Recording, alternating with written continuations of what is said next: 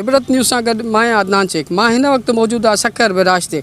Sukkur barrage जी सूरत हाल खां मां आगाह कंदो हलां। सखर बैराज ते मुस्तक़िल पाणी जी सूरत हाल में इज़ाफ़ो थो थींदो हले। इन हवाले सां असां सां गॾु कंट्रोलर बैराज मौजूदु आहे। उन्हनि सां ॻाल्हायूं था त उन्हनि जी ॾिसूं था तासुरात छा आहिनि। हिन वक़्तु सखर बैराज ते विचोले दर्जे जी ॿोॾि आहे।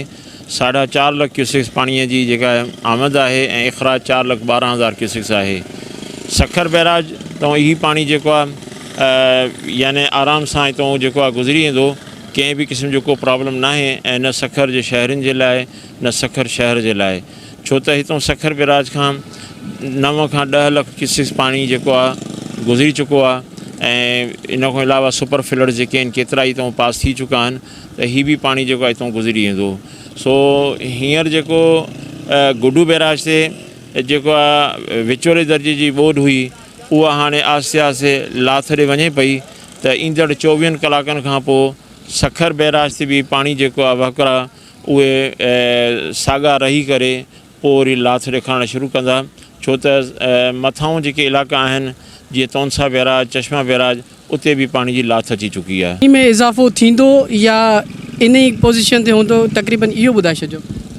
सखर हींअर जेको पाणी हले पियो सखर बैराज ते 4.5 लख क्यूसेक्स पाणी जी आमद, हाणे इन में मज़ीद कोई इज़ाफ़ो न थींदो, बल्कि ईंदड़ 24 कलाकनि खां बाद इते बि लाथ शुरू थी वेंदी। सखर बैराज जा दरवाज़ा तक़रीबन केतिरा खुलियल आहिनि?